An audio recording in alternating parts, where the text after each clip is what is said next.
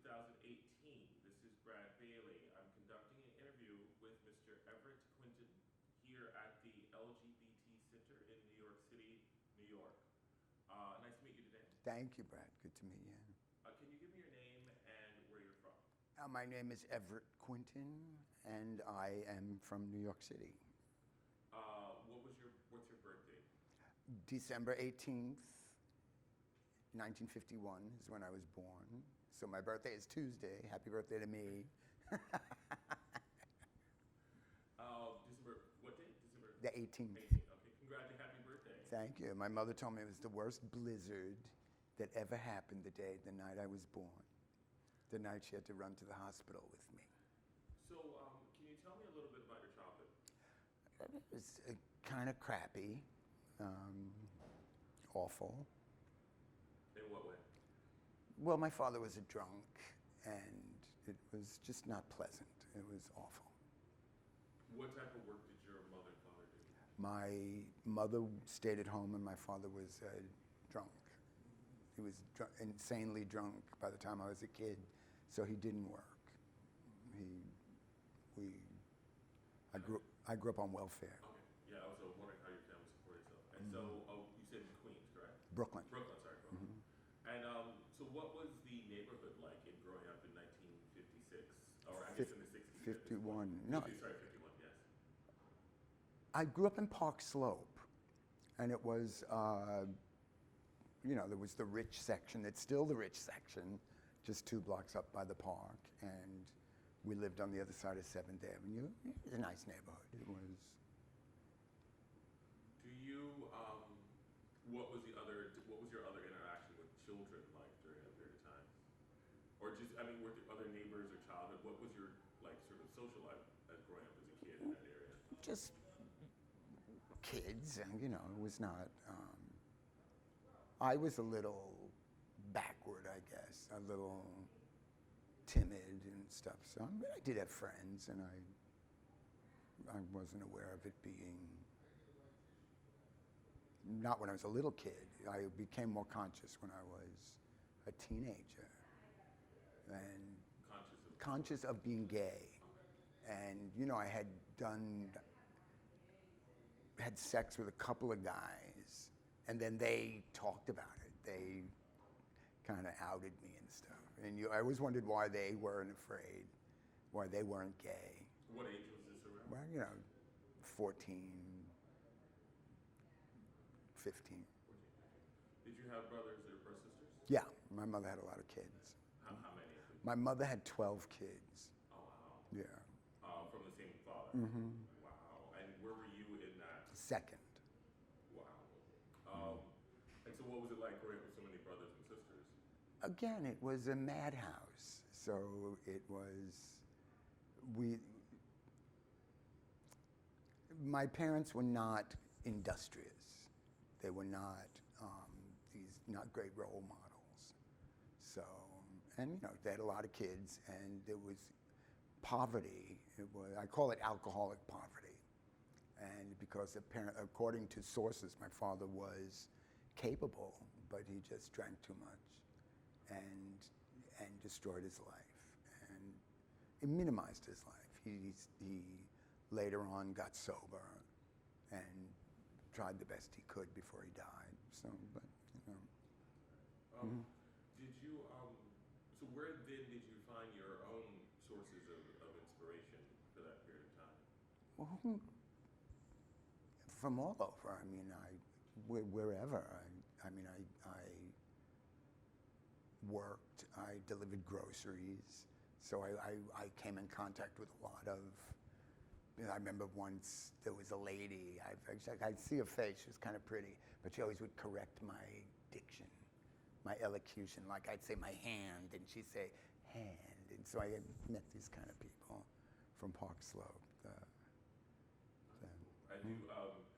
And so with regard to being gay, you mentioned that you had a couple of encounters with other teenage men. And so what was that process of sort of understanding your own sexuality like? Well, it was uncomfortable. I knew it was just animal thing. It was just a mammal behavior. It was not, I craved it, and it was, again, with the wrong people. What do you mean wrong? Well, all they were interested in was getting a blowjob or whatever. They were not interested in my feelings or whether I had them or not. You know, it was, and I wasn't either. I didn't understand it. I thought this was the time of, you know, we know, queers know that you're hated from when you're a little kid. You know, I don't know what the age is where you, I mean, I knew I liked guys from when I was a little boy. I didn't know what it meant. I didn't know what am I didn't know what it was. I just knew it. And you know, we're, I guess, so socialized, and it's an instinctive protective thing, I think. You know you're hated. And how that gets passed on. Well, we know how it gets passed on. It's like subtle things, like you said about the lady with the coffee. Yeah. And, So, did you? How was school during this period of time? well, I went to school. I see again. I was violently abused as well. So it was I always think of having been running for my life from an early age. So to me, school was irrelevant. I had to go there. And so I went. I didn't give a shit about it. I didn't study. I didn't do my work. I was always in trouble for not doing my homework and stuff. And did you, so in terms of these, because it seems like it was obviously it was such a rough childhood. Mm-hmm. Where did you find those outlets to express yourself or for relief in some spiritual or mental regard? I didn't. There was none. There was none. I got from day to day, and I got none. And my house was violent. I ran away from home a lot. Like I spent my whole 16th year pretty much on the street, winter and summer. And I would hang out in this. Remember once, I think of this lady all the time. Like I used to smoke, and I was sitting in a restaurant, in a diner, and I was eating and smoking at the same time. And again, this lady came up to me, and she said, you shouldn't smoke when you eat. She said they're two separate pleasures. And it was, I still think of that. It wasn't like, you should not smoke. It was, I had never anyone to tell me to make these distinctions for me. That, she said, you smoke after you eat. It's a different thing. Because I was just getting by. I was like a fucked up kid, getting by. I guess you stopped smoking while you eat at that point. Did that change your Yeah. But I didn't realize the significance of that until later, as I got older. So around 16, that would have made it 1967, around that sort of period of time. What was life in New York like as a young gay man or a young man sort of coming to terms with his sexuality around that period of time? Well, it was awful. See, I did not grow up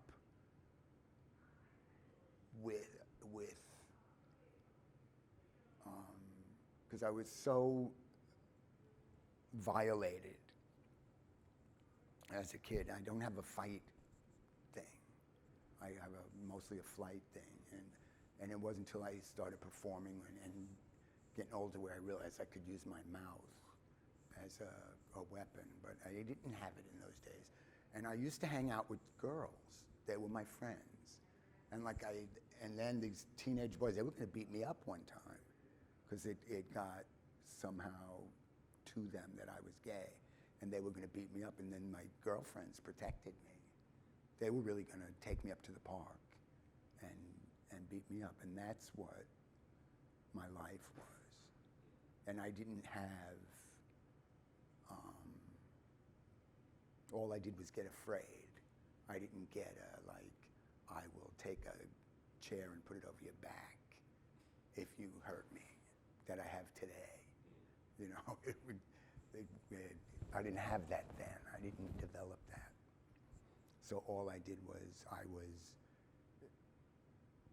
in fear and shame that, and look, I think I'm 60, going to be 67, and I'm like the next to the last generation of the self-hating homo, where it was just a given that you were shit and you should believe this about yourself.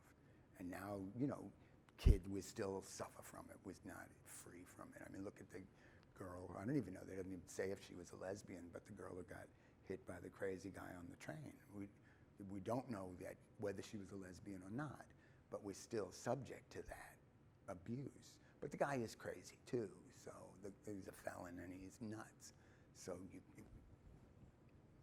that you can't, that's not a good guide. It's not a good marker, but. And just for the record, that's a recent incident in New York City where a man saw two women kissing on a train in Queens and attacked them. And broke her back. And broke her spine. It broke her spine, and so she's still recovering from that. But she didn't even kiss her on the mouth. She kissed her on the cheek, and the guy went off. So, and we're still subject to that. But I was just ashamed of myself, and you know, I never talk about this, but I was pretty much involved in an affair with a 36-year-old man when I was 12, 13, and 14. You know, so. And then. Where did you meet him? Oh, he was a friend of a friend, and it was.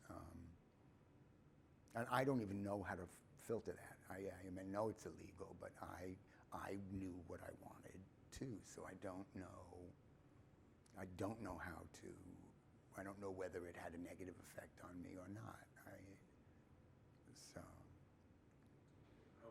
And so around this period of time, you mentioned your, again, and so New York itself was, you just said it wasn't a good time.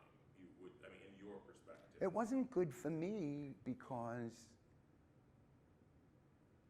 I didn't know who I was. I didn't know how to be myself. I didn't, and and again, I feel like I'm doing therapy, but I was treated like I was worthless in my home, and I believed I was worthless. We're going to say there's two kinds of abused people. There's ones who think they caused it, and then they're getting what they deserve.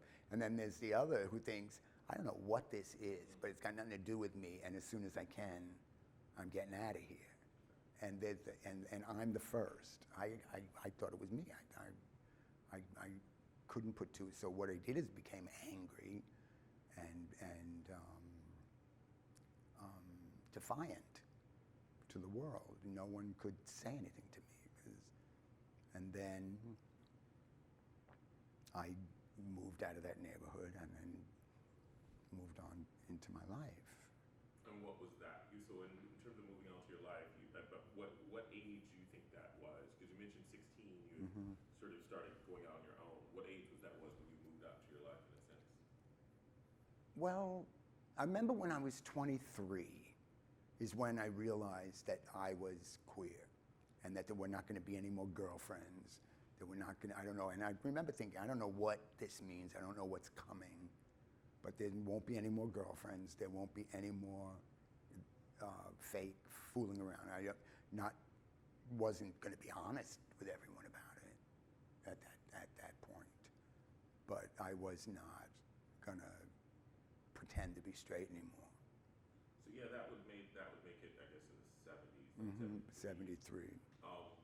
But let's back up a little bit though to late 60s, because I want to sort of, especially for people listening, set the setting for what, as if you would understand that, set the setting for what the late 60s was like for someone today listening in 2018 who, like myself, who wasn't even alive during that period of time.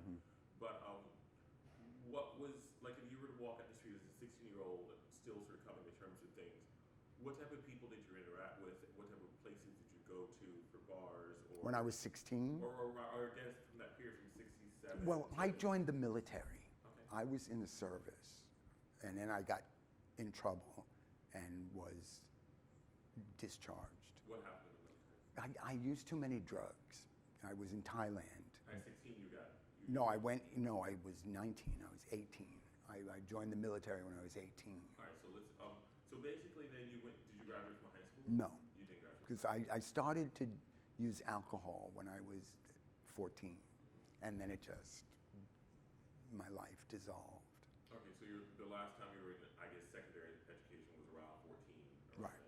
And so then you spent that next 2 to 3. You said 19 is when you enrolled. So No, that 18. 18. So that next 4 years were spent in New York, sort of figuring out yourself in a way. Right. I got a job downtown. My uncle worked in a import-export firm, and he got me a job there. And I worked there. And any other sort of insights from that period before we move on to the later periods that you would like to? well, there were no insights. Like I said, I was getting by. I did not, and I knew I was gay, and I knew that it wasn't right.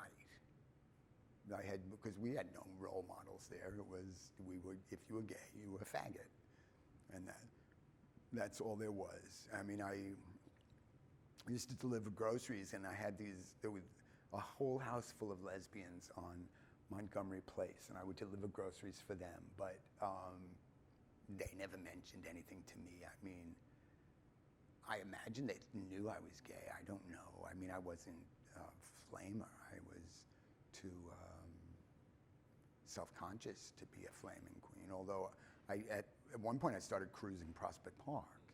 That was the cruising joint, and in my late teens,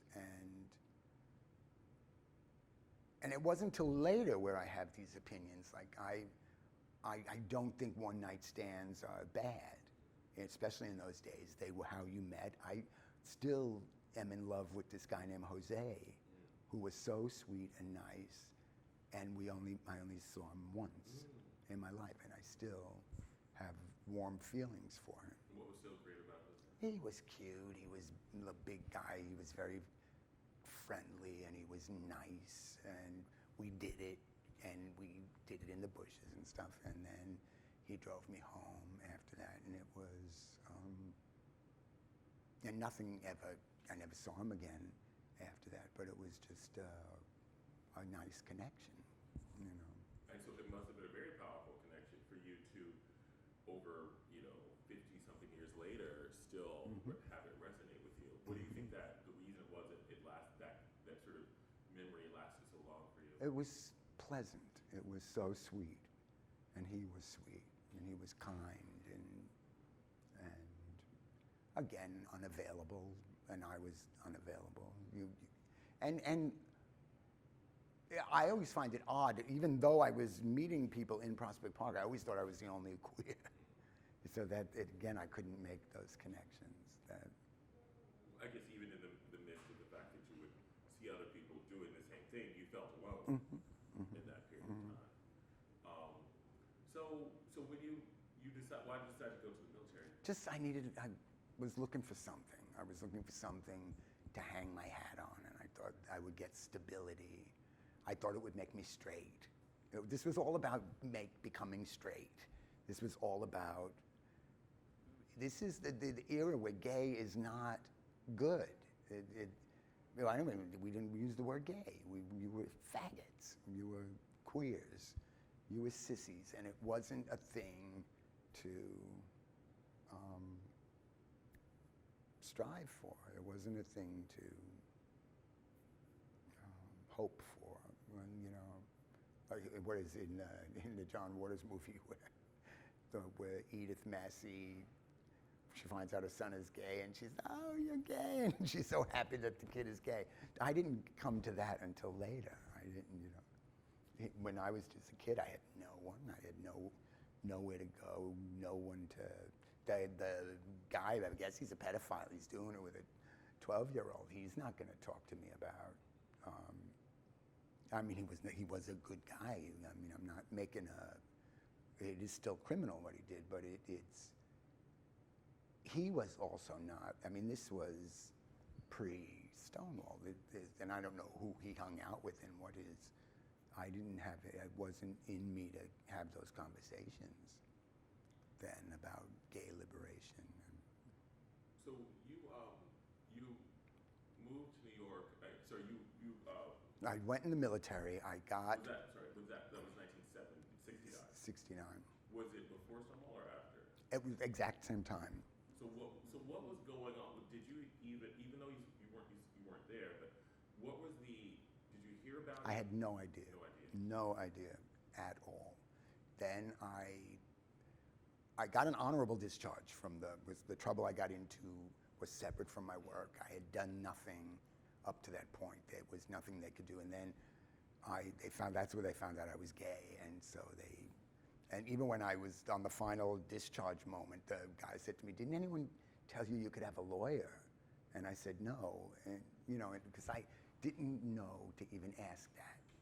And then I got the discharge. And then it turns out, that I stayed in the military 2 days over the limit, and I'm eligible for all VA benefits. So I used it to go to school and stuff, but I don't go after it there. But my shit was innocent. I was just a dumb kid who didn't know any better. And then that's when I moved to Portsmouth, because I didn't know. And then I was in Portsmouth and going nowhere in Portsmouth. Why did you because that's where I was going to be posted Got it. the next. And I was still friends with these guys. And I went there and I worked in a shoe factory and I worked in a gas station. And I thought, something is not working here. And then I moved back here. And when I was in the military, I finished high school and I started doing some college. And then I came back. Where'd you go to school? Where'd you go to college? You said you started doing some college. I went to Hunter, but then I didn't finish either. And then while I was in school, but then before that, I came back and then went and lived at home and then started meeting people cruising the park. And By then you were in your early 20s. In my early 20s. And I hung out with these kids. But again, I never felt like I belonged. I never felt. But I had this, and I was inexperienced. And like this one, I had this kind of boyfriend who I still think I want to kill him. But he would just tell me that I couldn't have sex. I didn't know how to have sex. And you don't tell that to a kid, you teach him. You guys, but then, one of my biggest regrets is this group of people that I hung out with took me to a dance at Columbia. And this is where I started to see there was a gay culture. And one of my biggest regrets is this blonde bombshell kid. When I was a young kid, he asked me to leave with him that night. And I said, I can't, I came with this guy. Sorry, like a fucking stupid ass. And I didn't, and then I just knocked it. Was he a Columbia student? No, there was, Columbia had these dances, and they didn't have a band, it was a disco. Okay, and that everybody could show up for. Everybody could show up, right. And somehow they heard about it, and maybe there was a gay, what do you call it? It's a group on campus. They have the gay groups. A gay group on campus, and and I had fun. I was like, well, and then I met this guy. Go back. You were because unfortunately we won't be. The audio can't see an impression or face that you made. Because I love that you were. What surprised you about Columbia? It was suddenly. For me, it was the beginning of a gay community. It was the beginning of, here we were dancing in public. And I don't even think I had been to a gay bar yet.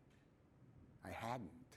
And here I was, and it was men dancing with each other, and there was a sense of freedom. It wasn't like now I hear about like the old days when the cops raided, the men switched and danced with the women, and there was none of that. I was very, I liked it. I was very happy. So, and then, I just knocked around. And then I met this guy who was another annoying guy, but he was studying to be a psychologist. And I was not doing anything now. I was still floundering.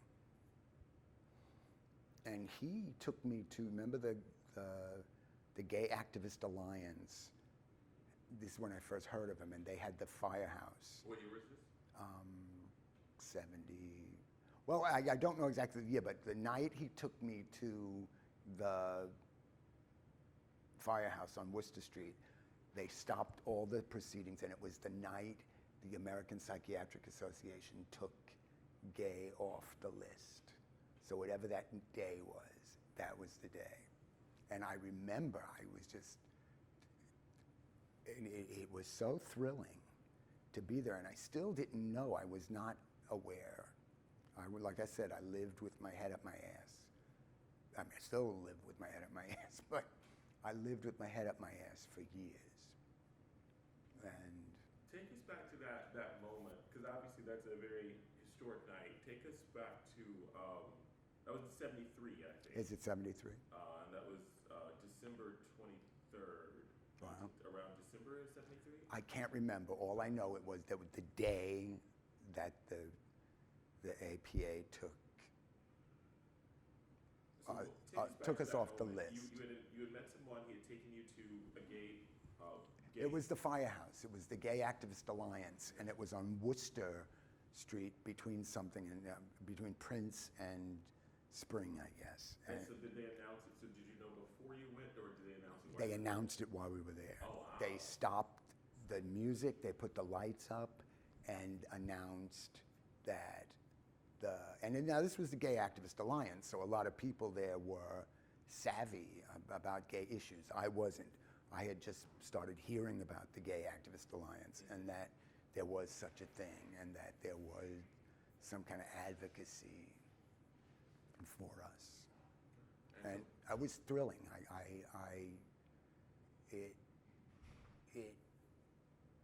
I guess it was one of those life-changing nights. It was my own personal Stonewall, I guess. I don't know. Not that I acted in my own well-being or in my own behalf yet. I still had a few more years to go before that, but. So after that night, what changed in your life, or what process did you take in terms of becoming the person you are today? Well, what I did then is I found Christopher Street, and I was still floundering, I was still getting by and eking out my way, and just cruising Christopher Street, and most often going home alone, and I didn't know how to do it. I remember once I couldn't make a living. I went to be a hooker. I went, because this guy who took me to Columbia was friends with this bombshell guy who was a hooker. Mm-hmm. And they drove by the Pleasure Chest because he had to get something. And then he told me where to go. So I went, and it was with, I didn't realize, I know it had a wall they were building. It was a construction site. And it turns out it's the City Corps building. They were building it, and the hookers were on 53rd and 3rd. And I was standing there, and I'm thinking, what the fuck? I'm thinking, you don't know what the hell you're doing here. And I was lousy at sex. I mean, I'm still lousy at sex, and I was standing there, and I still, to this day, and these 3 men came by, and one of them said, "Beat it, honey, the cops are coming." And I still consider that one of the most honorable moments in my life, that these 3 men didn't know me from shit and protected me. They had my well-being in mind. And I even put it in a play that I wrote later, and these 3 men, and I'm still moved by it. And And they wanted the guy said, "Beat it, honey, the cops are coming." And I was a New York kid, so there was a bus stop there, and I said, "Well, just go stand and wait for the bus and get out of here." And that ended my life as a hooker. And so after that, anything? And then after that, I just knocked around, and then I met Charles Ludlam, who was one of the founders of the Ridiculous Theatrical Company, and that. Who was at that point? You said he was one of the founders of the Ridiculous. What was that company at that stage? What was the theater? What reputation did it have up to that point? Well, I didn't know anything about it. All I know is I started seeing him, and then I'd be walking down the street with him, and people would say, "Oh, I like your play," and I realized I had met. Although I did the first night I met him, I went back to his house and we did it. And on the way home, he said, I'm a writer, and I'm writing the gay hero." And I go, oh, I needed to hear about people writing. How old was Charles? He was, I was 24. So that made he was 9 years older than me, so he was like 33. And I didn't realize at the time that the hero did not mean hero. It was just the person taking the journey in the play. Didn't mean that he was like a superhero or something. Actually, the character was rather not a nice guy. But that one of Charles's points was in Caprice was that you're gay because you're gay. The circumstances don't make you gay. You're born gay, and that my first play I was ever in. So you met? What do you mean you were ever in? The first play I was ever in was Caprice. Okay. And then what was that experience? So I guess you just described the play. So what was that experience like for you? Well, it was terrifying. See, I was in school, but I wasn't doing well. But I was I was moving into the theater department. It seemed like water seeks its own level, I guess. And I was taking theater classes, and I was having fun in them. And then I was at rehearsal, and it was a long rehearsal process.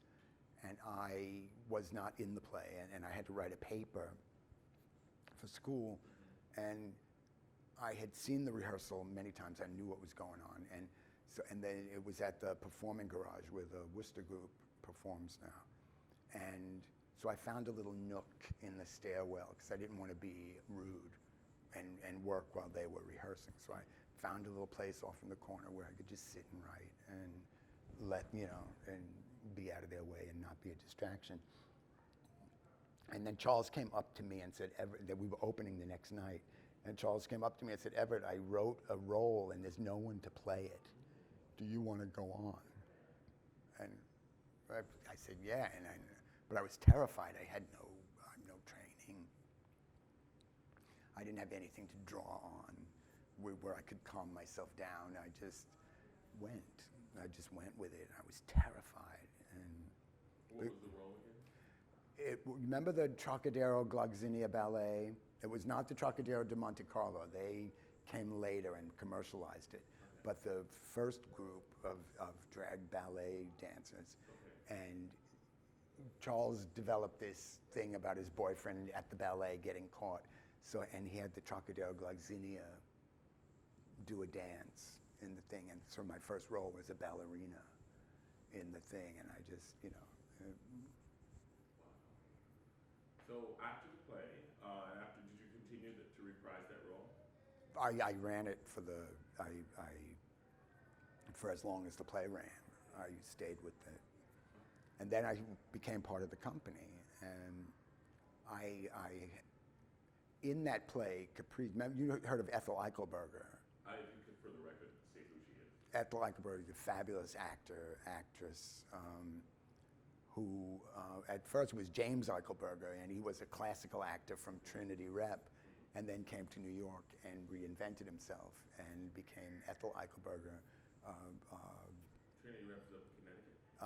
Rhode Island. Rhode Island. And he became this great, he was already great when I met him.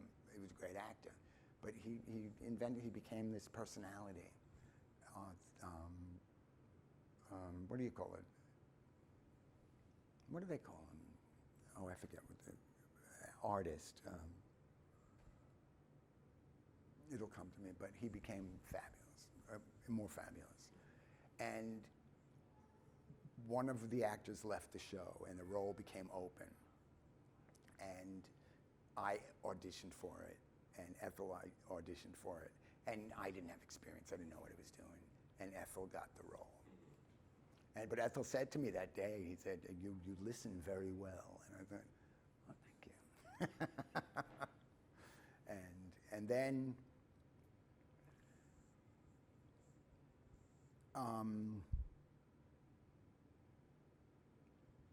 Charles then adapted the Wagner Ring Cycle. And then I auditioned and got in that. And then after that, I never had to audition for the company again. So.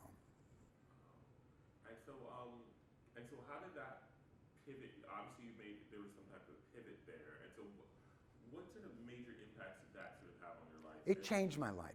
It saved my life. You see, again, also coming up, I realized I was a drag queen, too. And apparently now that's not PC to be a drag queen, but I am going to cling to that, and I will always be a drag queen. I will, and the company did a benefit to raise money, and they did a scene from every play they had done in their 10-year history. And I went to a rehearsal, and I don't know if you know who George Osterman is. Always for the record. George Osterman was a member of the Ridiculous Theatrical Company, an actor, and then he became a playwright in his own right and wrote wonderful plays and left the group because at the group there was a core membership and everyone else were like those satellites and you got what was left. And you know, George was not unhappy with, but he wanted more for himself. But he and I were about the same age, although he came to the city earlier than I did. And I remember meeting him that day, and he was a very handsome kid, very beautiful blonde young man, and we were friendly. We were friendly from the minute we met, and then the performance. There was the dress rehearsal that night, and I went to the dress rehearsal, and George, you know, in The Ridiculous, it was gender. No, we fucked with gender. How do you say that? Gender something or gender. It was. Sort of non-gender binary. It was challenging that. It was suddenly it was right of gender binary roles, and yeah, I'm not very smart, but it was challenging it, and you could play whoever you wanted to play it, and it was, and I went in. And there was George, and in one play, like he always played men and women.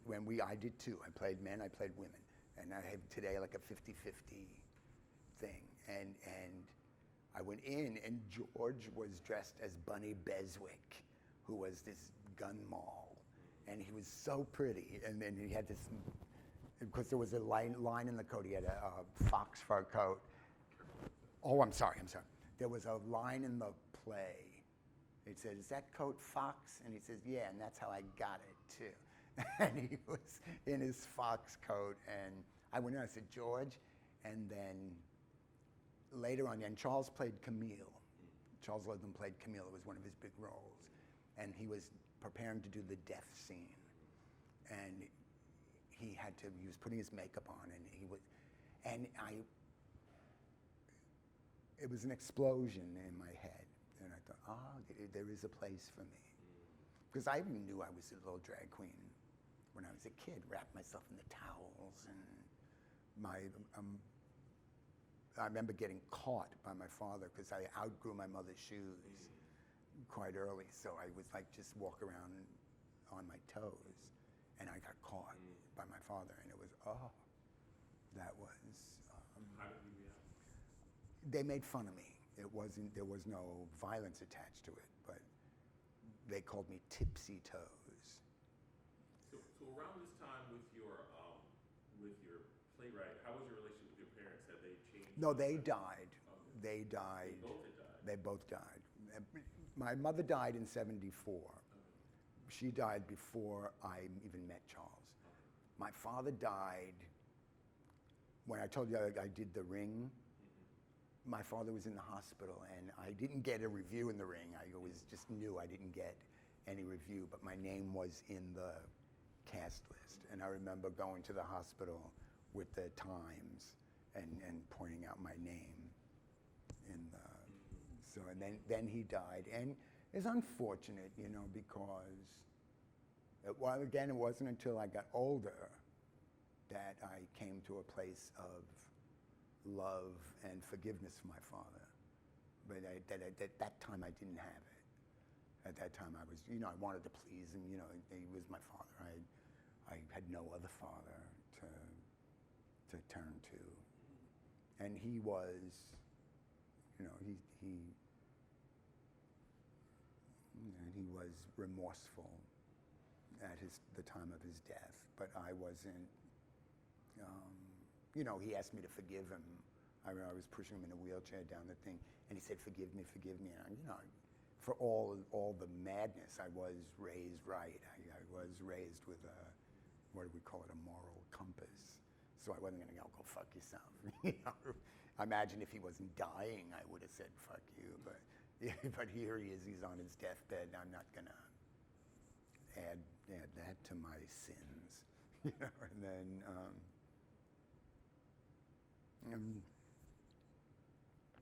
And then here I am in this premier theater. That, you know, and Charles didn't like the term gay theater. He opposed it. He said he didn't want people to do the theater what they do to people, to pigeonhole it. But again, you know, I think without our company, I don't think it all led to Stonewall, and The Ridiculous was performing in '67, and we're doing these daring plays. I mean, you could be arrested for being in drag, and it's like, well, you had to wear like 3 articles of your own clothing if you were in drag, with the cabaret laws. Tell me about that for the record. Well, there were laws they were homophobic laws, but if you were performing in drag, you had to have a license, you had to have a cabaret license, and if you were in a dress, you had to have on 3 articles of men's clothing. Or if you were a woman in a suit, you had to have on 3 articles of women's clothing. Just in case of what? Whoever makes laws like that, they're not thinking in case, they're just being bullshit, foolish. So it wasn't a case of any type of raid, it was just you had to physically just have those on. If you had a cabaret license, you could perform in drag. So if you're up on stage performing in drag, you, for no other reason. You just never walk around, you couldn't walk around with it. No. And then, like, who was the guy? There was one guy who was ingenious. He just wore a tuxedo, but he had fancy hats, and he also he made a train out of some kind of lacy thing that attached around his ankles. And I guess he didn't have a license, and when the cops came, he just ripped the train off and was in a suit, you know. So there was these clever ways around it. But, you know, they were just homophobic laws meant to oppress us. It was not, there was no, what are you going to wear? The articles, if you're in a dress, the only articles could be underwear. So what's that going to do? And so, so after sort of being in the theater with Charles for a while and sort of undergoing these experiences, what, just continue on. So at that point, what type of impact did the theater have and the work that you felt you had there on, I guess you were hinting at it before, on the gay community in general, or sort of that impact on the gay? Well, it impacted the gay community in the same way that it impacted me. You know, in this company, I then start meeting these phenomenal people. You know, the people who are my contemporaries in the downtown theater scene. You know, often I bemoan the fact that I didn't hit big and didn't make the big, you know, but I ego.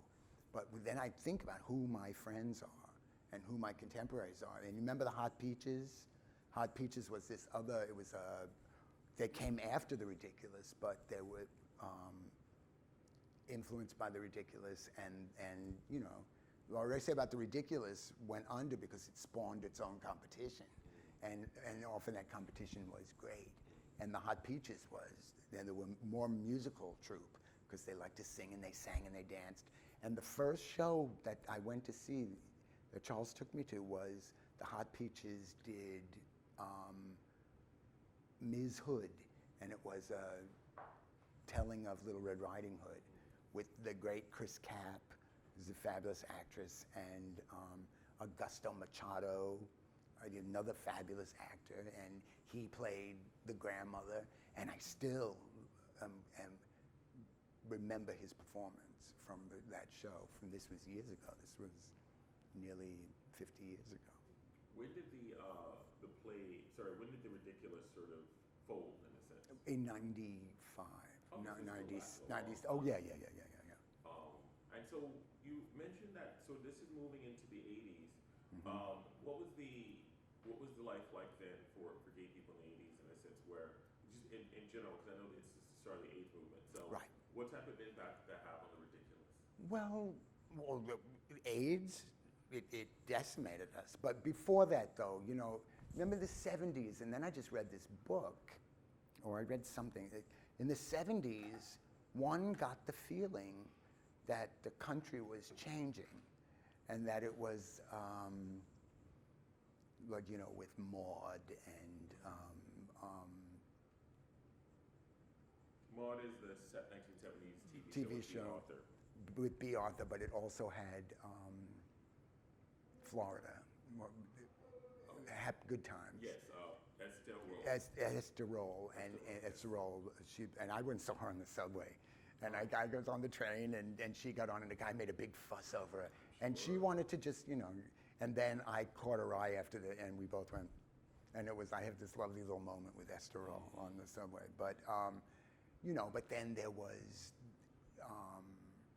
it seemed like there was hope in the world. There was hope for black people, and there was hope for gay people, and we were all, by the end of the 70s, we were all going to be equals in the world, and we were all going to just go on. But then I realized that there was a government counter to that, and there still is. But at that time, I always wondered why nothing came of it, and I didn't realize that it was this conscious government thing to squash it. And but again, it's actually kind of got ordinary. The 70s, it was, you know, we're just going, we're doing our stuff, and then the AIDS thing hit. And at that point, it was awful, you know, it was awful, but at that point, for me, it became important to cling, because when AIDS hit, everyone wanted to retreat from the gains we had made, the emotional gains, and because this heinous thing was happening, that it was somehow a reflection on our behavior. And so for me, it was about not retreating from that. And, you know, AIDS, yeah, it happens. This is what happened, but it does not change our fundamental right to be respected and to be human and to be. But again, now I'm a little more aware, like, and who was it hitting? It was hitting blacks, and it was hitting gays, dispensable people in this country and in the world. And it was all hetero in Africa. The scourge was mostly a hetero disease in Africa. No one was doing anything because people were black. They were not going to bend over backwards. Like, I still think today, you know, why you look at Haiti, they had nobody to turn to because America wouldn't help them. When, like, I think today, like, Haiti had to pay reparations to France. Look, Haiti won. Why did they have to pay fucking reparations? You know, but it, you know, and so, and that was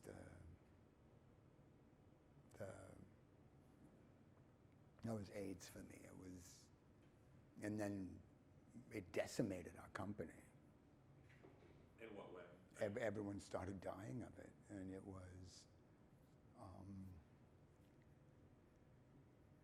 you know, and like I had a shrink who said, you have to, especially gay people, had to think of themselves as coming out of the desert and seeing water for the first time. And there, here we were in the 70s. We were free. We were told we were free. We were, you know, we were relying on penicillin to get us out of scrapes. And it was until something new came along. And that was AIDS. We had no,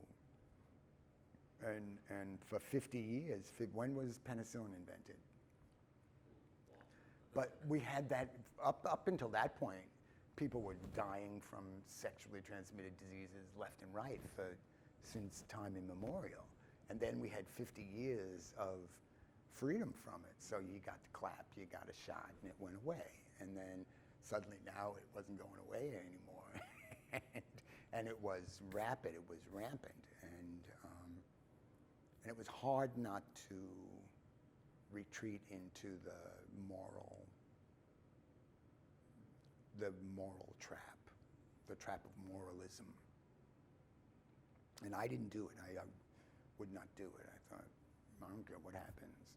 I'm not going backwards. I'm not gonna retreat from this place. And God loves me because of who I am, and not. And you get the HIV, you get the HIV. So you, Charles, what happened to Charles during this period? Well, he got it, and I remember we were both, you know, we used a little too much drink and stuff, so we were not the most responsible. But at the time, there was this 5-year incubation period that everyone was, and Charles and I were coming up to the 5 years, and we were like, okay, we're gonna get to this 5 years. And then he went to the dentist, and they found thrush in his mouth. And then when he finally went to the doctor, he had no T cells, and then it was rapid descent. What year was that? 80, he died in 87. And so what happened to the theater company after that? I became the artistic director and ran it for 10 years. And then after 10 years, it was just, I can't do this anymore. It was the same problems. It was never any money. And I used to call it running like hell to stay behind. And I could not. And then I left. And then did the situation get better how did AIDS, or you said you left, but did the situation get better with, at least, because the AIDS crisis, it sort of slowed at that point? No, it didn't. It wasn't until after this that the cocktails got. It was still, and then George Osterman, who I talked about before, my friend, became a fabulous playwright, and so I turned to him, and he wrote me 2 plays that both were hits. We did Dr. Jekyll and Mr. Hyde that he wrote, and then one of my favorite movies was They Drive by Night. Did you ever see it? With Ida Lupino, and that was always one of my favorite movies, and I asked him to adapt it for us, and he wrote a play called Brother Truckers, and it was another smash for us. And then he was in the process of adapting Mrs. Skeffington, the Betty Davis movie where she's this pain in the ass, and then he succumbed to AIDS. What's the name of the movie? Mrs. Skeffington. And he was adapting that, and then he succumbed to AIDS. And then another actor in our group, Bill Vare, who was one of the core members of the group, he succumbed. Actually, he succumbed before George did. And when George died, I just was, I couldn't take it anymore. Watching it, just wanted to, I wanted to be out from under it. And then just pursued my own stuff after that. So looking back, in terms of not just your journey, but sort of the journey you took at the same time that the gay movement was also having its evolution, so your evolution was sort of parallel to the sort of larger evolution around you. What did you think, how would you credit Stonewall? Even though you weren't there, but how would you credit its impact and then the sort of evolution that you had for that? Well, see, the great thing about Stonewall for me is the right to be ordinary. That's what I got from Stonewall. Once, I still needed to, and that's still progressing. I mean, it's over the years, like, say, the MCC Church is at the Metropolitan Community Church, the gay church. They make it very clear that God loves you, and I love that, and that, but what I got, I mean, bullshit aside, I mean, it's still dangerous to be queer, and you can't underestimate, I mean, at one point I was so angry, and I still, Sam, it comes back, and I get these things of rage where every queer should be licensed to carry, and every queer should be a crack shot. And that's why I would go there, and I'm thinking, you blow out a few ankles, and don't aim to kill, and aim to cripple, and there'll be fewer homophobes. I get that way. What we have to put up with, but what I got from the 70s is, oh yeah, I can walk down. And I mean, I see kids walking down the street holding hands today. I do get nervous. I think, oh dear, I hope they don't get in trouble. Nobody hurts them. But then I also get this sense of, look at that. I mean, I see people kissing. I get, ugh. Like I was in Thailand and did mouth kissing. It's against the law in Thailand. So I see even heteros and gays kissing on the sidewalk. I think, well, must we? but that people do it is, and you see the queers doing it, and we have come to a place, but again, it's about being ordinary, the right to be ordinary, and the right to not have to hide who we are, who I am. And I think queers are the most put upon people in the world, ever. And we've centuries of it, centuries and centuries and centuries of sanctioned violence against us, and it still goes on. And I remember once, the only tour I ever did, the only national tour, I was in Cinderella with Eartha Kitt. And we went around the whole country. And it was a mixed cast of white actors and Asian actors and African American actors. And there's this one. What year was this? In 2000. It was right, the first leg of the tour happened, then 9/11 happened, and then the second leg. And there was a difference right away with checking luggage and stuff. But there was this African American girl. She was kind of a little nuts, but she was fabulous. And one day we were talking about black people or something, and she said, I love my people. And I thought, yeah, and I said, I love my people too, and I got this sense of it. I love being gay. I love, you can't love everybody. People are pains in the ass, but as a group, because she said that, I said, yeah, I love my people too, and so that comes from Stonewall. That sense of whether I read this book called The Oldest Gay Couple in America. It's a tedious book, and they sound like tedious people.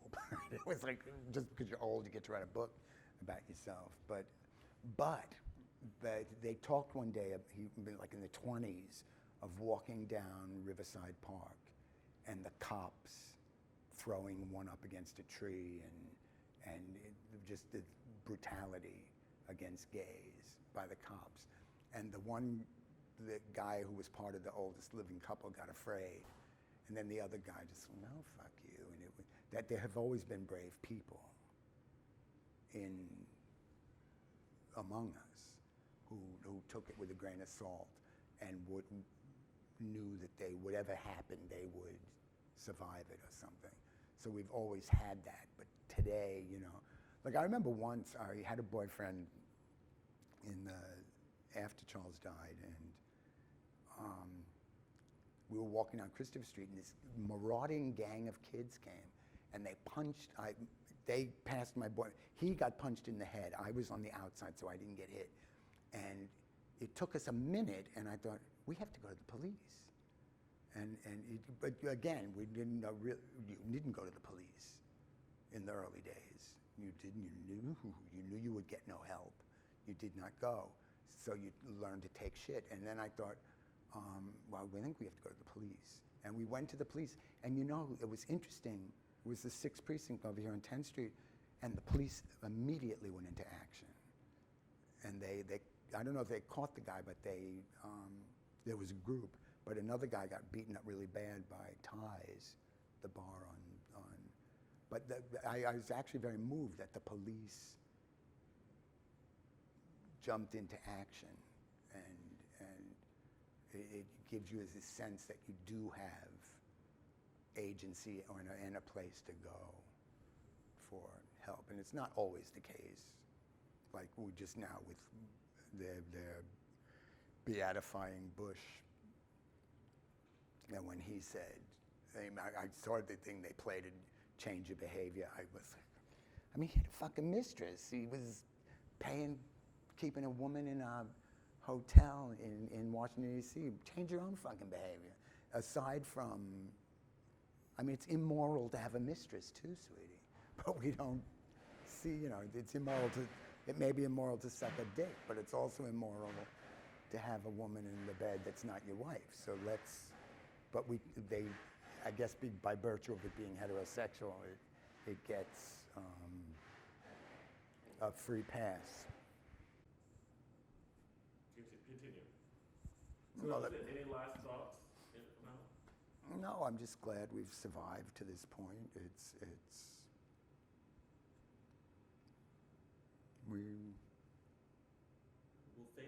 Well, thank you very much. Well, thank you.